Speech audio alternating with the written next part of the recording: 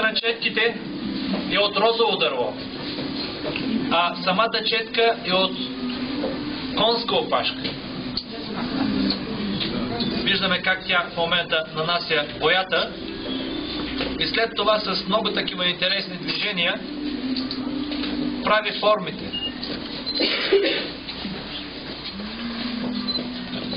Значи това изкуство е било правено и с тия рисунки са били облицовани книгите отвън, за обложка на книги в историята.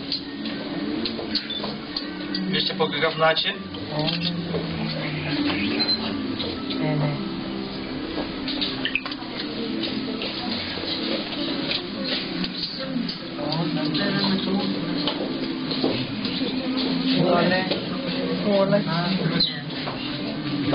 Предимно се оформят, разбира се, растителни орнаменти.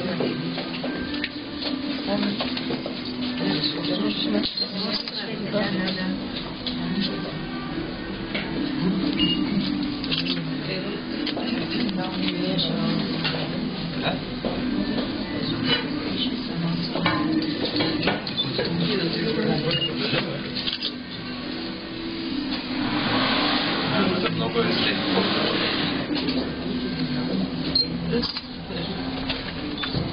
Моя мама. Кимо? Казано. Böyle boya istiyormuş.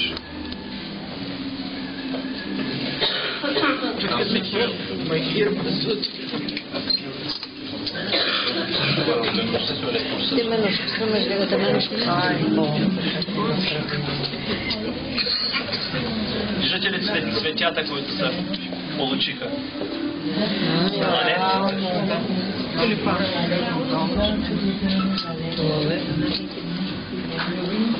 Направо магиосничка, не? Да. Али за него участва? О, тя колко е рисува.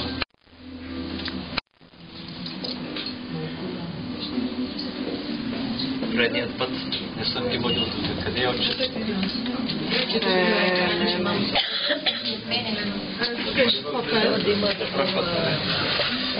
Вижте сега. Хартия, която ще побие боята от водната повърхност и картината ще мине на самата хартия. Не? А какви са боите? Това са минерални натурални бои, специални. Фокус.